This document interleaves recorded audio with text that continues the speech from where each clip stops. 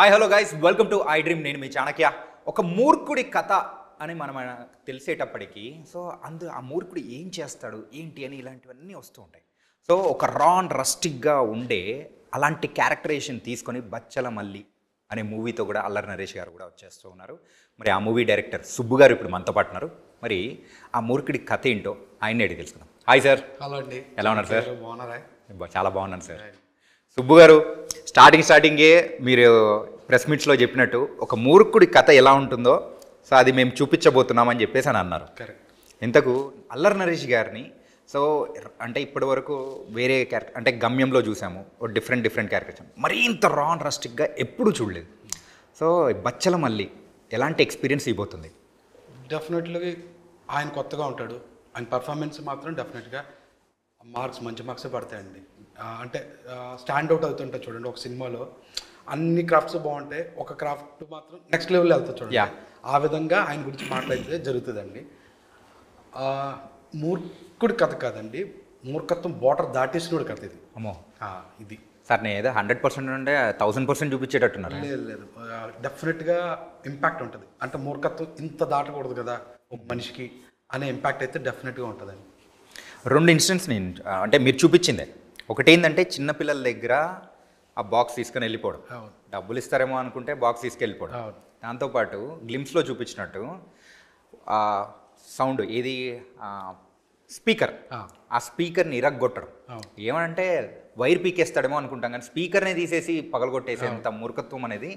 So ఏంటి అదేనండి, ఇదే బోర్డర్ దాటేసిన ప్రతి ఒడికి ఇలాంటి బిహేవియర్లేనండి. అది మంచి అని చెప్పట్లేదు నేను. ఆ రెండు కూడా ఇంత ఎదవీడు, ఇంత బోర్డర్ దాటేసి బతుకుతున్నాడు వీడు, ఇలా బతకూడదు అన్నదే చెప్పే తాపత్రయం అండి. అది రైట్ అని చెప్పట్లేదు. చిన్నపిల్లల దగ్గరికి వెళ్ళి చందాలు పట్టుకెళ్ళిపోండి, అది స్పీకర్లు పగలగొట్టేయద్దు అని చెప్పడమేనండి. ఓకే. ఆ క్యారెక్టర్ ఇంపాక్ట్ ఒకటి ఉంటుంది చూడండి. ప్రతి క్యారెక్టర్ని మనం చెప్పాలనుకున్నప్పుడు దాని మనం అది ఎంత ఎక్కువ చెప్తే అంత ఇంపాక్ట్ ఉంటుంది. దాంట్లో ఈ జస్ట్ టిడ్బిట్స్ అండి. ఈ రెండు కూడా సినిమాలో ఇలాంటి చాలా ఉంటాయి. ఇలాగ అతను బోర్డర్ దాటి చేసిన పనులు చాలా ఉంటాయండి. అలా చూసినప్పుడు డెఫినెట్గా స్పీకర్ లాగినప్పుడు అతని మీద ఎంత కోపం వచ్చిందో ఆ కోపం వస్తుందండి. అడిగి ఫ్రెండ్ అయితే కనుక ఒరే వద్దురా కొంచెం తాగరా అని చెప్పాలనిపిస్తుంటుంది. ఇలాంటివన్నీ ఉంటాయండి క్యారెక్టరైజేషన్లో. ఇరిటేషన్ వస్తుంది, సమ్టైమ్ జాలి వస్తుంది, సమ్టైమ్ వాటి మీద ప్రేమ వస్తుంది. ఇవన్నీ కలుగుతాయండి బచ్చల మీద.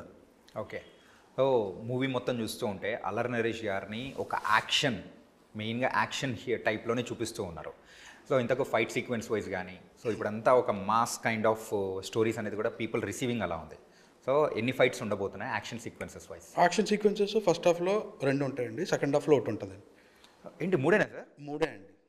ఓకే, 3. ఆ 3 కూడా సిచ్యువేషనల్గానే వస్తాయి తప్ప నాకు ఉన్న నేను కమర్షియల్ డైరెక్టర్ని అని ప్రూవ్ చేసుకోవడం కోసం ఇమిడ్చినట్టు ఉండవండి. సిచ్యువేషనల్గానే ఉంటాయి 3 కూడా. ఓకే. ప్లస్ యాక్షన్ కూడా రెగ్యులర్ యాక్షన్ లాగా ఉండదండి. ఓ రియలిస్టిక్గా ఒక క్యారెక్టర్ 10 మంది కొట్టుకుంటే ఎలా ఉంటారో ఆ వేలోనే ఉంటుందండి యాక్షన్స్ కూడా. సెకండ్ హాఫ్ మాత్రం కొంచెం కమర్షియల్గా ఉంటుంది. సెకండ్ హాఫ్లో వచ్చే సీక్వెన్స్ కొంచెం కమర్షియల్గా ఉంటుంది. ఫస్ట్ హాఫ్ 2 మాత్రం న్యాచురల్గానే ఉంటాయండి. అంటే మెయిన్గా ఈ క్యారెక్టరైజేషన్కి అల్లరి నరేష్ గారిని అనుకోవడానికి రీజన్ ఏంటి? నాకు అనిపించింది ఈ క్యారెక్టర్కి కావాల్సింది యాక్టర్ అండి. యాక్టర్ కావాలి తప్ప అంటే స్టార్డమ్ ఉన్న హీరో లేకపోతే ఎక్కువ ఎక్స్పెక్టేషన్స్ ఉన్న హీరో ఉంటే బాగోదు ఈ సినిమా. కాబట్టి నాకు అనిపించింది ఒక కంప్లీట్ యాక్టర్ ఎవరు అనిపిస్తే నాకు నరేష్ గారు స్ట్రైక్ అయ్యారు. స్ట్రైక్ అయిన తర్వాత ఆఫ్టర్ నేను నాంది కూడా చూసాను కదండి. నాందిలో కూడా ఆయన పర్ఫార్మర్ అన్నది ప్రూవ్ అయింది. ఆయన మనం కొత్తగా చెప్పేది ఏముంది ఆయన గురించి, కానీ బట్ ఆ ఎలిమెంట్ వల్లే నేను నరేష్ గారికి వెళ్ళానండి. ఇంకోటి కన్నడలో గరుడ గమన వృషభ వాహన అనే సినిమా ఒకటి వచ్చింది. అందులో రాజ్బీ శెట్టి గారు చూస్తే ఆయన పెద్ద బాడీ ఉండదు, హీరోరా అనే ఫీలింగ్ ఉండదు, క్యారెక్టర్ రా అనిపించే ఒకటి ఉంటుంది చూడండి. ఆ థీమే ట్రై చేశానండి. క్యారెక్టరైజేషన్ ఛాయలు కూడా కొంచెం ఆ క్యారెక్టర్ ఎలా అయితే బిహేవియర్లో ఉంటాయో అవన్నీ అడాప్ట్ చేసి నరేష్ గారు అయితే కరెక్ట్గా ఉంటారు అనిపించిందండి. సో నరేష్ గారు. సో అంటే దాని నుంచి ఏమైనా ఇన్స్పైర్ అయ్యారా? ప్రజెంటేషన్ ఇన్స్పైర్ అయ్యాను. ప్రజెంటేషన్ ఒక క్యారెక్టర్ని చూపించాలంటే ఇలా చూపించవచ్చు కదా అన్నదైతే నేను ఇన్స్పైర్ అయ్యా. Okay, definitely. అంటే అబద్ధం చెప్పడానికి ఏం లేదు. ఓకే. మెయిన్గా ఒక మూవీ స్టోరీ రావడానికి ఆ పాయింట్ ఎక్కడో చోట మన రియల్ లైఫ్లో కానీ సో ఒక చోట ఇన్స్పైర్ అయ్యి సో మరి ఈ బచ్చలమల్లి మూవీ ఆ క్యారెక్టరైజేషన్ స్టార్ట్ అవ్వడానికి సో మీకు ఫస్ట్ పడిన బీజం ఎక్కడ? ఇన్స్టెన్సే ఎప్పుడు మనం ట్రిగ్గర్ చేస్తుంటాయి చూడండి. కొన్నిసార్లు ఈ ఇన్సిడెంట్ జరగడం వల్ల మనకు స్ట్రాంగ్ హిట్ వస్తుంది చూడండి. బచ్చలమల్లి అనే పేరు క్యారెక్టర్ మా ఊళ్ళో ఒకరు ఉన్నారండి, చిన్నప్పుడే ఉన్నారు ఒకరు. బచ్చలమల్లి అనే పేరు చిన్న క్యారెక్టరైజేషన్స్, కొంచెం దగ్గరకుండే క్యారెక్టరైజేషన్స్ ఉన్నారు. ఆయన గురించి మేము వినేవాళ్ళం అప్పట్లో. బచ్చలమల్లి అదిరా, బచ్చలమల్లి ఇదిరా, బచ్చలమల్లి అలా చేశాడు, ఇవన్నీ వినేవాడు. ఆ టైటిల్ ఇది ఎప్పటికైనా పెట్టాలన్నది అప్పుడు ఉంది. బట్ ఈ క్యారెక్టరైజేషన్, ఈ కథ రాయడానికి మాత్రం నాకు పర్సనల్గా నా లైఫ్లో జరిగిన ఒక ఇన్సిడెంట్ వల్ల నేను ఈ కథను చెప్పాలన్నది అనిపించిందండి. ఆ ఇన్సిడెంట్ స్ట్రాంగ్గా హిట్ అయింది నాకు. చిన్నప్పటి నుంచి ఆ పాయింట్ అనేది మైండ్లో ఉంది చిన్నప్పటి కాబట్టి నుంచి ఏం లేదండి. అదే అది వింటూ ఉన్నారు కదా సార్, బచ్చలమల్లి అనేది. ఓన్లీ బచ్చలమల్లి పేరు అంతే, పేరు ఒకటి, పేరు ఎవరికే. బచ్చలమల్లి అనే ఒక పేరు నా సినిమాకి పెట్టాలన్నది తప్ప అతని కథ కాదు ఇది. ఓకే, అది real story based on true incidents, ఇదేం కాదండి. నా లైఫ్లో జరిగిన ఇన్సిడెంట్ దగ్గర నుంచి ఈ కథ చెప్పాలి అని పుట్టిందే. ఓకే, నేను పట్టుకున్న కుందేలికి 3 కాళ్ళు అని అనుకునే వాళ్ళు వాళ్ళ మూర్ఖత్వం అనేది కూడా వేరే లెవెల్లో ఉంటుంది. సో ఆ kind of characterization so Naresh గారిని అనుకున్నప్పుడు సో ఎంత ఎక్స్టెంట్కి వెళ్ళాలి అనుకున్నప్పుడు తీసుకున్న సహకారం అనేది కూడా చాలా ఉండే ఉంటుంది. సో రియల్ లైఫ్లోంచి తీసుకునేవి కూడా. సో అలాంటి రియల్ లైఫ్ ఇన్సిడెంట్స్ కానీ సో ఇప్పుడు ప్రజెంట్ సోషల్ మీడియాలో జరిగే కొన్ని ఇన్సిడెంట్స్ కానీ ఇందులో ఏమైనా ఇంక్లూడ్ చేశారా? ఆ సోషల్ మీడియా ఇన్సిడెంట్స్ అలాంటివి ఏం పెట్టలేదండి. బట్ ప్రతి ఫ్యామిలీలో ఇలాంటి ఒక క్యారెక్టర్ ఉంటుందని నా స్ట్రాంగ్ బిలీఫ్ అండి. మా ఇంట్లో నేను ఉన్నట్టు మీ ఇంట్లో మీరు ఉండొచ్చు, మీరు కూడా సమ్ టైమ్స్ మూర్ఖంగా మాట్లాడొచ్చు. తర్వాత మీరే అనుకోవచ్చు, అమ్మ అనవసరంగా ఆ మాట వదిలేసానేంటి అని మీరే అనుకోవచ్చు. చూడండి, ఇలా ప్రతి ఫ్యామిలీలో ఉంటారు. మిస్ అయితే వాళ్ళ కాలనీలో ఉన్న ఒకడు ఉంటాడు చూడండి. సో ఇది అలాగా ఆ వేలో అంతే. సో ఈ టైప్ ఆఫ్ క్యారెక్టరేషన్స్ ప్రెజెంట్ ఇప్పుడు అదే మనకి సోషల్ మీడియాలో ఉండరండి. మన ఇంట్లోనో పక్కింట్లోనో లేకపోతే మన వీధిలోనో మన ఊళ్ళోనో డెఫినెట్గా ఈ క్యారెక్టరేషన్స్ ఇలాంటి వాడు మాత్రం కనిపిస్తాడండి, ఖచ్చితంగా కనిపిస్తాడు. మూవీస్ విషయంలోకి వచ్చేటప్పటికి ఒక మూవీ వచ్చి హిట్ కొట్టిన తర్వాత సో ఆ టైప్ ఆఫ్ ట్రెండ్ అనేది కూడా నడుస్తూ ఉంటుంది కొన్ని రోజులు. వేరే మూవీస్ మీద ప్రభావం అనేది కూడా ఉంటుంది.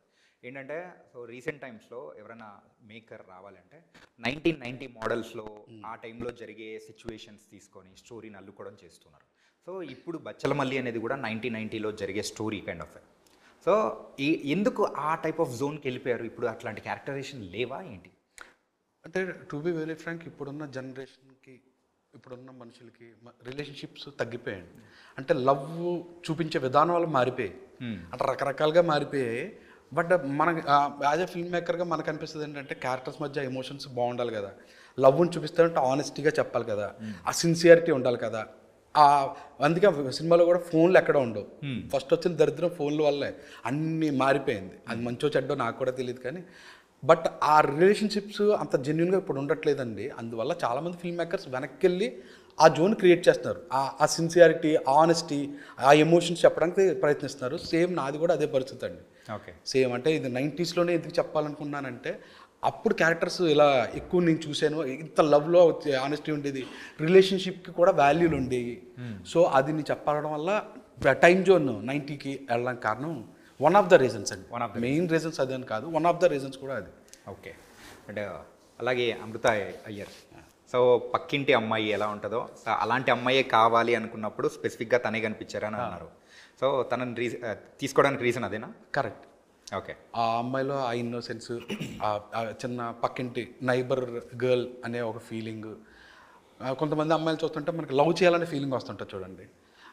ఆ ఫీలింగ్ వచ్చేలా అంటే ఒక ఆర్టిస్ట్ కావాలి అనుకున్నప్పుడు నాకు హనుమాన్ చూసిన తర్వాత కాదండి, ముందే ఆ అమ్మాయిని వేరే సినిమా చూసా, అర్జున ఫాల్గుణ. అందులో కూడా ఆ అమ్మాయి బాగా చేసింది. అక్కడే అనిపించింది ఈ అమ్మాయి బచ్చలమల్లిలో కావేరి అని. ఆ అమ్మాయికి చెప్పగానే కూడా అమ్మాయి కూడా ఎగ్జైట్ అయింది, వెంటనే చాలా బాగా చేసింది అమ్మాయి కూడా. ఓకే, సో ఇక్కడైతే మెయిన్గా హైలైట్గా నరేష్ గారు మనం చూపిస్తున్నాం ఒక డిఫరెంట్ క్యారెక్టరైజేషన్లో. అలాగే రిలీజ్ చేసిన టీజర్లో సో అరే మీ నాన్న ఏమన్నా అనుకుంటాడరా, మీ నాన్న నిన్ను ఎప్పుడు ఎట్లా చూడాలనుకున్నాడరా, ఒక ఫాదర్ ఎమోషన్ చుట్టూ తిరిగే స్టోరీ అనుకోవచ్చు అది? అనుకోవచ్చు. So that will be the main point. అనుకోవచ్చు. ఓకే, డెఫినెట్గా అనుకోవచ్చు. Okay, nice sir. ఏంటంటే ఫాదర్ మీద అంటే ఫాదర్ ఎమోషన్స్ వచ్చే మూవీస్ సో ఇప్పటివరకు చాలా చూసారు. అవును. ఇందులో ఏ డిఫరెంట్ జోన్ మనం చూపించబోతున్నారు అనుకోవచ్చు? యానిమల్కి కాంట్రాస్ట్గా ఉంటుందండి. Animal contrast. యానిమల్ మూవీలో ఫాదర్ అంటే ఆడికి అంత ఇష్టం, మన దాంట్లో ఫాదర్ అంటే ఆడికి ఎందుకు అంత కోపం అన్నది ఆ ఎలిమెంట్ ఉంటుందండి. ఓకే. ఏంటి సార్ ఏదో రా అండ్ రస్టిక్గా లుక్లోనే కాదు లోపల ఫిలిం స్టోరీలో కూడా అట్లే చూపించబోతున్నారు. ఉంటుందండి, డెఫినెట్గా ఎలిమెంట్స్ అయితే ఉంటాయి. Okay. But larger than life elements లాగా ఏముండవండి. ఇప్పుడు వేరే సినిమాలు తీసుకుంటే లార్జర్ దెన్ లైఫ్లో కథలు చెప్తుంటారు, మనది లైఫ్లోనే ఉంటుంది, మన పక్కింట్లోనే అక్కడ లైఫ్లోనే ఎర్త్ మీదే ఉంటుందండి కథ అంతా. గాల్లో ఉండదు, ఏ ఎమోషనల్ గాల్లో ఉండదు, ఏ క్యారెక్టర్ గాల్లో ఉండదు, అన్ని ఎర్త్ భూమి మీద ఉండే ఎలిమెంట్సే ఉన్నాయి సినిమాలో అన్నీ. మెయిన్గా మీలో వచ్చిన ట్రాన్స్ఫర్మేషన్ గురించి మనం మాట్లాడుకోవాలి. ఏంటంటే సోలో బతికే సో బెటర్. సో అది ఇప్పుడు ఉన్న జనరేషన్లో ప్రతి ఒక్కరూ అరే సోలో బతుకు సో బెటర్ రా బాబు అనుకునే ఆ పాయింట్ని తీసుకొని స్టోరీగా తీసుకొని దాన్ని హిట్ కొట్టారు. సో ఇప్పుడు అక్కడైతే ప్రజెంట్ జనరేషన్కి తగ్గట్టు తీసింది, ఇప్పుడేమో 90sలోకి వెళ్ళిపోయారు. ఏంటి రీజన్ ఏంటి? ఆ కథ నేను రాసింది కోవిడ్ బిఫోర్ రైటింగ్ అంది సోలో బ్రతికి so better. To be honest, very honest, నేను సెకండ్ హాఫ్ ఇంకా బాగా తీసి ఉండాల్సింది సినిమా అన్నది ఎప్పుడు నాకు అనిపిస్తూ ఉంటుంది. ఆ సాటిస్ఫాక్షన్ 100% రాలేదు, సెకండ్ హాఫ్ మిస్ అయింది, ఇంకా బాగా చెప్పు ఉండాల్సింది అన్న ఫీలింగ్ వచ్చింది. ఇందులో ఆ ఫీలింగ్ నాకు రాలేదండి. ఓకే. బచ్చలమల్లిలో మాత్రం 100% నేను ఫస్ట్ హాఫ్ సెకండ్ హాఫ్ అని పక్కన పెడితే ఓవరాల్ ఒక కంప్లీట్ కథని పర్ఫెక్ట్గా చెప్పగలిగాను అన్న ఆ వైబ్ అయితే నాకు వచ్చిందండి. ఓకే. జనరేషన్కి టార్గెట్ ఏం కాదండి, ఆ టైంకి ఆ కథ చెప్పాలి అని నాకు అనిపించింది. అప్పుడు నాకు ఇంకా పెళ్ళి అవ్వలేదు. సో నాకు పక్కన ఉన్న క్యారెక్టర్స్ బ్యాచులర్ క్యారెక్టర్స్, మా ఫ్రెండ్స్ అందరూ మేము మాట్లాడుకునే మాటల్లో ఈ పాయింట్ చెప్పొచ్చు కదా, పెళ్ళి వద్దనుకుంటే ఏంటి, పెళ్ళి కావాలనుకుంటే ఏంటి అన్న దాని మీద ఆ కథ చెప్పడం అయిందండి. ఇది తర్వాత లేటర్ నా లైఫ్లో జరిగిన ఒక ఇన్సిడెంట్ వల్ల ఈ కథ చెప్పాలనిపించింది. More of incident driven writing ఉంటుందండి నాది. ఏదన్నా ఇన్సిడెంట్లోంచే ఒక కథ పుట్టాలి, ఒక క్యారెక్టర్ పుట్టాలి అన్నది ఉంటుంది. సో ఇదంతే. సో అక్కడ సెకండ్ హాఫ్లో మీరు కాంప్రమైజ్ అయిపోయారని చెప్పేసి అని అన్నారు కదా. సో ఎందుకు ఆ కాంప్రమైజ్ అవ్వడానికి గల రీజన్స్ ఏంటి? ఏం లేదు, కాంప్రమైజ్ ఏం లేదు. ఇదే తోపు అనుకున్నా అప్పుడు. ఓకే. ఇదే గొప్ప కదా, ఇలాగుంటే సరిపోతుంది కదా అని అనుకుంటాం. కాంప్రమైజ్ అంటే నాకు సాటిస్ఫాక్షన్ రాలేదని చూసిన తర్వాత. ఓకే. నేను రైటింగ్ అప్పుడు కాంప్రమైజ్ ఏమి ఉండదండి. రైటింగ్ అప్పుడు బలంగానే వేస్తాం, కొడుతున్నాం, తీస్తాం, అదిరిపోద్ది అనుకుంటాం. బట్ చూసుకున్న తర్వాత మనకే ఆడియన్స్లో చూసిన తర్వాత, అంటే ఎడిట్ రూమ్లో ఒక ఇంపాక్ట్ ఉంటుందండి. ఆడియన్స్ మధ్య కూర్చొని చూసిన తర్వాత వాళ్ళ రియాక్షన్ బట్టి మనకు తెలుస్తూ ఉంటుంది, ఓహో సెకండ్ హాఫ్ నేను అనుకున్నంత హై రాలేదే అని. అది తప్ప కాంప్రమైజ్ ఏం లేదు. కాంప్రమైజ్ అయ్యింది ఏం చేయలేదు. సరే, మరి బచ్చలమల్లి ఎడిటింగ్ రూమ్లో చూసేటప్పుడు సో అప్పటికి ఇప్పటికి వాట్స్ ద డిఫరెన్స్? అప్పటికి ఇంకా చేసుంటే బాగుండాల్సిందన్న వైబ్ ఉంది నాకు. ఇక్కడ చాలా బాగా చేసేనే అన్న వైబ్ ఉందండి. అదే డిఫరెన్స్ రెండాటికి. అరే మార్పు. కరెక్ట్. ఓకే. సో ఈ 3 years గ్యాప్ తీసుకోవడానికి గల రీజన్ ఒకటి రిపీట్ అవుద్ది, అంటే మొన్న చెప్పిందే మదర్. ఓకే. అదొకటి. దాని తర్వాత ఇది రైటప్కి కొంచెం టైం పట్టింది అంతే. తర్వాత నరేష్ గారి కమిట్మెంట్స్, నేను కథ చెప్పే టైంకి ఆయనకి ఆల్రెడీ కమిట్ అయి ఉన్నాయి ప్రాజెక్ట్స్, అది ఫినిష్ చేసుకుని, ఎందుకంటే ఇది లుక్తో ఉన్నది, ఒకేసారి ప్యారల్గా 2 సినిమాలు చేయడానికి ఈ లుక్కి సెట్ అవ్వదు. సో కంప్లీట్గా అయినా మిగతా సినిమాలన్నీ చేయకుండా మన సినిమాకి రావడానికి కొంచెం టైం పట్టిందండి. ఓకే. సార్, ఈ స్క్రిప్ట్ గురించి ఐడియాస్ కానీ షేరింగ్ కానీ మొత్తం మధుశాలలోనే జరిగిందా? మధుశాలలో రివ్యూ రైటింగ్ జరిగిందండి. రివ్యూ రైటింగ్ ఆఫీస్లో రైటింగ్ అయిపోయేది. ఓకే. అంత ఈవినింగ్ వెళ్ళే టైంకి ప్రొజెక్షన్ లాగా డిస్కషన్ అయిపోయేది. మధుశాలకి వెళ్ళి రివ్యూ ఓపెన్గా, అది బొక్కలా ఉంది, ఇది ఏంటిది, ఇది ఎలా అవుతుంది, ఈ లాజిక్ ఏంటి, ఆడెందుకు వచ్చి ఇలా మాట్లాడతాడు, లేకపోతే ఈ సిచ్యువేషన్ ఎందుకు అలా జరుగుతుంది, ఇవన్నీ అక్కడ మధుశాలలో జరిగాయి. మధుగారితేనా? అవును, మధుగారే. ఓకే. మధుగారే. మనం చూసుంటారుగా. యా. సో అది చూసేటప్పటికి సో మధుగారు ఎవరు అంటే ఒక్కసారిగా అలా అందరూ తెలుసుకున్నారు అనమాట. బాబా, ఆయన మధుశాలకు వెళ్ళడానికి ఇబ్బంది పడుతున్నాడు ఆయన చూసిన దగ్గర నుంచి. అటు సైడ్ వెళ్ళడానికి ఇబ్బంది పడుతున్నారు. ఓకే. ఇంకొకటి ఏంటంటే, సో డైరెక్టర్స్ ఎవరైనా కానీ ఫిలిం వర్క్ చేసిన తర్వాత సో ప్రెస్ మీట్స్లో కానీ అనేది సో వాళ్ళ టీంని పరిచయం చేస్తారు, పేర్లు చెప్తారు. కానీ మీరైతే పైకి పిలిపించుకొని వాళ్ళకు జూమ్ పెట్టండి పర్టికులర్గా మీరు మెన్షన్ చేయడానికి గల రీజన్ ఏంటి సార్? నేను అది కోరుకున్నాను అసిస్టెంట్ డైరెక్టర్గా ఉన్నప్పుడు. ఎవరన్నా ఎంత కష్టపడుతున్నాం కదా, నన్ను ఎవరన్నా పైకి పిలిచి మెచ్చుకుంటే బాగుండు కదా, నన్ను పరిచయం చేస్తే బాగుండు కదా, నేను ఎక్కడికన్నా వెళ్ళి కథ చెప్పేటప్పుడు సార్ నేను ఆ సినిమా చేశాను, నన్ను అది గుర్తించారు అని చెప్తే వాళ్ళకి చిన్న యాక్సెస్ ఉంటుంది కదండి నెక్స్ట్ ఇంకొక హీరో దగ్గరకో ప్రొడ్యూసర్ దగ్గరికి వెళ్ళడానికి. అప్పుడు నేను బలంగా కోరుకునేవాడిని, ఎవరన్నా మనకి పైకి పిలిచి ఇంట్రడ్యూస్ చేస్తే బాగుండు, ఈ క్రాఫ్ట్ ఈడే హ్యాండిల్ చేశాడు, చాలా కష్టపడ్డాడు అని ఎవరైనా మెచ్చుకుంటే బాగుండని అప్పుడు నాకు ఎక్కువ ఉండేది ఆయనతో. సో నేను డైరెక్టర్ అయిన తర్వాత నా అసిస్టెంట్ డైరెక్టర్స్ కూడా అలా కోరుకుంటే అది చెయ్యకపోతే తప్పు అయిపోతుంది కదా మంది అని నేను సోలో బతుకు కూడా పైకి పిలిచేవాళ్ళని. మా టీం అంతా పైకి వచ్చారు, ఈ సినిమాకి కూడా పైకి వచ్చారు. ఎప్పుడు వాళ్ళకి యాక్సెస్ ఈజీ అయ్యేలా చేయాలన్నది నా ఇష్టం అండి నాకు. ఎందుకంటే అసిస్టెంట్ డైరెక్టర్ కష్టాలు నాకు బాగా తెలుసు. ఎందుకంటే నేను కృష్ణనగర్ ఇక్కడి నుంచి వచ్చినాడు కాబట్టి ఎక్కడో వాళ్ళకి అది ఉంటుంది కదా, కొంచెం మనకి ఈజీగా దొరికితే బాగుండు అన్నది, అది ఇవ్వడం కోసమే అండి. అని మీరు కూడా అసిస్టెంట్ డైరెక్టర్గా చేసేటప్పుడు అనుకుని ఉంటారు కదా. డెఫినెట్గా నేను కూడా అంటే పిలిచా అంటే నేను ఒక రోజు డైరెక్టర్ అయినప్పుడు ఇలా అందరినీ నేను చూపిస్తాను అప్పుడే అనుకున్నారేమో. ఖచ్చితంగా అండి, అది నేను ఎప్పుడు కోరుకుంటానండి. అది వాళ్ళకి పాపం కష్టపడతారు, జెన్యున్గా సినిమా కోసం కష్టపడే వాళ్ళు, వాళ్ళ ఒక మెయిన్ డిపార్ట్మెంట్ కదా. సో వాళ్ళకి ఇవ్వాల్సిన క్రెడిట్, వాళ్ళకి ఇవ్వాల్సిన ఎక్స్పోజర్ ఇస్తే మనం ఏదోటి వాళ్ళకి చేసినట్టు ఉంటుంది కదా. మనం నమ్ముకుని ఓ సినిమా ట్రావెల్ అంతా చేసిన వాళ్ళకి శాలరీ ఇవ్వగలం, దాంతోపాటు ఇది ఎక్స్ట్రా బోనస్, మనకు ఖర్చు కూడా కాదు కదా ఒకరిని మెచ్చుకోవడంలో. ఫిలిం రిలీజ్ అయితే December 20th పెట్టుకున్నారు, కాకపోతే ఒక 6 months బిఫోరే యూఎస్ బిజినెస్ అనేది కూడా అంటే ఈ మూవీకి క్లోజ్ అయిపోయింది. అప్పటికి షూటింగ్ కంప్లీట్ అవ్వలేదు, ఎడిటింగ్ అని చాలా వర్క్స్ అనేది కూడా ఉందన్నమాట. సో ఇంత బిఫోర్గా క్లోజ్ అవ్వడానికి రీజన్ ఏంటి? అంటే ఫస్ట్ లుక్ పోస్టర్ కొంచెం ఇంపాక్ట్ ఇచ్చిందండి. ఏదైతే మనం ఆ రిక్షా మీద పోస్టర్ వదిలేమో అది డెఫినెట్గా అంటే మార్కెటింగ్ వర్గాల్లో కొంచెం ఎంతో కలిగించింది. ఎక్స్పెక్టేషన్స్ ఓకే, ఏదో మంచి సినిమా ట్రై చేస్తున్నట్టున్నారని ఫీలింగ్ రావడంతో, దాంతోపాటు మా ప్రొడ్యూసర్ రాజేష్ గారు ఆయనకు గుడ్ విల్ ఉంది, మంచి సినిమాలు తీస్తారు ఈయన డెఫినెట్గా. ఆయన ప్రీవియస్ సామాజిక ఊరి పేరు బైరోకాన్ని తీసుకున్న ఆ గుడ్ విల్ ఉంది వాళ్ళ దాంట్లో ట్రేడ్లో. సో పోస్టర్ చూడగానే ఇంకో మంచి సినిమా పట్టుకున్నాడు రాజేష్ గారు అనే వైపు తోటి ఆయన సైడ్ నుంచి మొత్తం అయ్యిందండి. ఇదంతా complete credit goes to Rajesh Danda గారు అండి. అందులో నా అసలు నన్ను కూడా అడగక్కర్లేదు ఈ క్వశ్చన్, ఆయన రాజేష్ గారికి అడగాల్సిన, రాజేష్ గారిని ఆయన అడగాలి, ఎందుకంటే ఆయనదే ఇదంతా.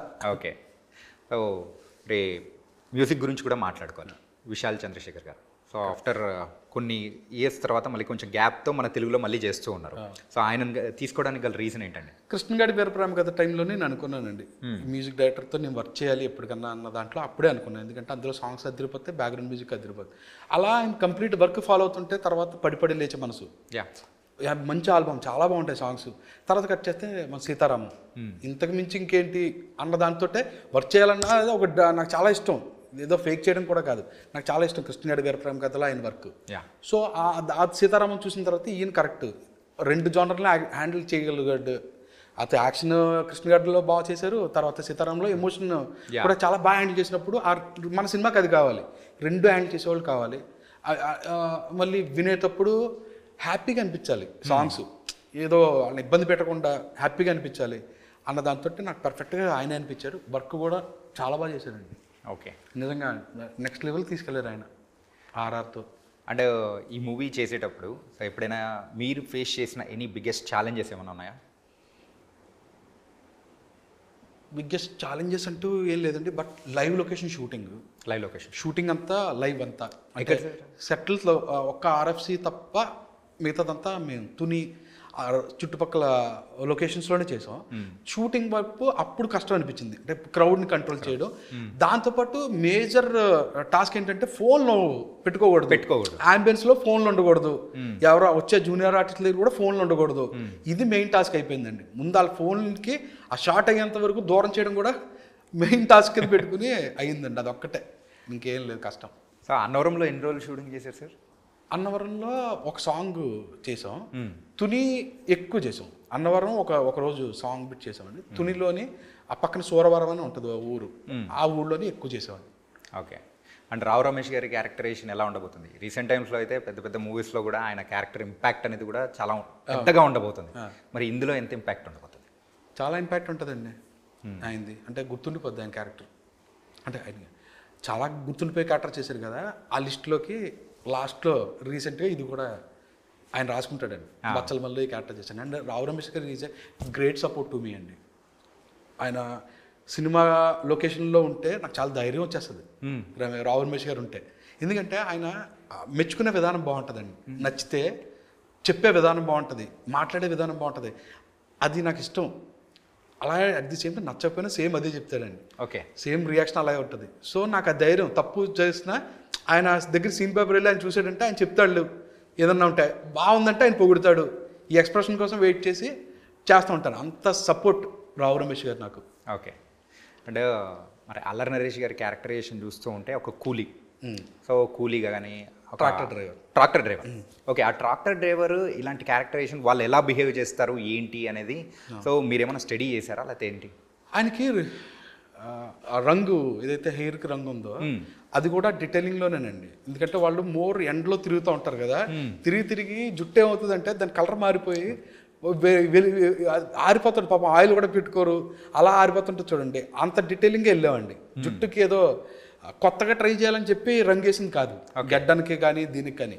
ఎండలో తిరిగి అలా అయిపోయింది అని చెప్పడం కోసమే అండి. డిఫరెంట్ లుక్ ఇద్దాం అదేం కాదు, క్యారెక్టర్లా ఉంచుదాం. ట్రాక్టర్ డ్రైవర్లు ఎలా ఉంటారో అలా ఉంచుదాం. అందుకే ఆ లుక్. పుష్ప కంపారిజన్ ఏదో వచ్చింది ఫస్ట్ లుక్ వచ్చినప్పుడు. అవును, బట్ ఏంటంటే ఆ క్యారెక్టర్స్ అలాగే ఉంటాయి. ఊరికెళ్ళి చూసామంటే ఆ డీటెయిలింగ్లో అయ్యే వస్తాయి. సో అందుకే పోలికలు వచ్చాయి దానికి. పుష్ప ఏంటంటే హెయిర్ ఒకటే ఉండేటప్పటికి మ్యాచింగ్ అనేది కూడా కొంచెం ఎక్కువ బియర్డ్ ఉండి హెయిర్ కూడా అలా ఉండేసరికి ఆ లుక్ అనుకుంటున్నాను, ఆ లుక్లోకి అని కంపారిజన్ వచ్చింది. బట్ ఎందుకంటే ప్రతి ట్రాక్టర్ డ్రైవర్లు ఊరికెళ్ళి చూస్తుంటే కొంచెం ఇలాగే ఉంటారు. ప్లస్ వాళ్ళకి ఒక గర్వం ఉంటుందండి ట్రాక్టర్ డ్రైవర్లకి. మిగతా వేరే ట్రాక్టర్ డ్రైవర్లు ఎప్పుడన్నా డ్రైవ్ చేసుకున్నప్పుడు మీరు చూడండి చిన్న గర్వం ఉంటుంది వాళ్ళకి ఎప్పుడు డ్రైవ్ చేస్తున్నప్పుడు. అది ఎందుకంటే నాకు కూడా తెలియదు, కొంచెం అగ్రెసివ్ అనేది చిన్న అగ్రెసివ్గా ఉంటారు. డ్రైవ్ చేసేటప్పుడు ఒక గర్వం ఉంటుంది వాళ్ళకి ఎందుకో. స్టీరింగ్ తిప్పేటప్పుడు ఇది గేర్ మార్చేటప్పుడు ఎందుకో తెలియదు కానీ వాళ్ళకి యాటిట్యూడ్ ఉంటుంది. అందువల్ల నేను ట్రాక్టర్ డ్రైవర్ కూడా పెట్టడానికి కూడా కారణం అదండి. ఓకే. అండ్ మీ మీద మీ మెంటర్ మారుతి గారి ప్రభావం ఎంతవరకు ఉండొచ్చు? రాజా సాబ్ మారుతి గారు is like brother to me అండి. అంటే కష్టం వచ్చినా సుఖం వచ్చినా ఏదొచ్చినా బాధ వచ్చినా భయం వచ్చినా ఏదన్నా ఓపెన్గా ఫోన్ చేసి సార్ ఇది సార్ నాకు అనిపిస్తే, తమ్ముడు వచ్చే ఆఫీస్కి నువ్వు ఫస్ట్ ఇక్కడికి రా మాట్లాడుకుందాం ఏమవుద్ది అనుకునే అంత బ్రదర్ అండి. So is like a brother అండి, big brother to me. Yeah, మీ లైఫ్లో జరిగిన ఇన్సిడెంట్ నుంచి మీరు డౌన్ అయిపోయారు కంప్లీట్గా.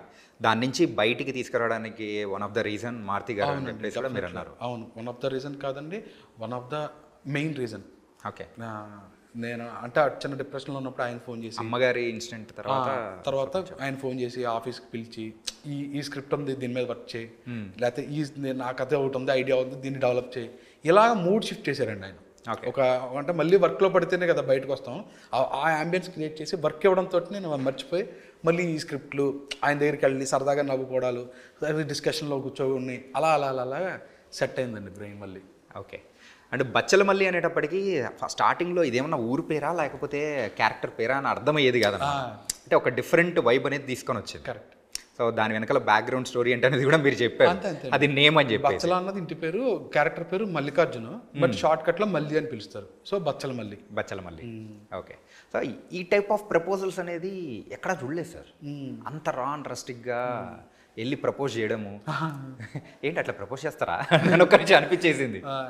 అదేనండి ఆ క్యారెక్టర్ చెప్పే విధానంలోనేనండి. అంటే మళ్ళీ ఇంకోటి ఏంటంటే అండి, ఇలాంటి సీన్స్ రాయడంలోనో ఏదో నేను చాలా యూనిక్ రా అని ఫీల్ అవ్వడం కాదండి ఇది రాసేది.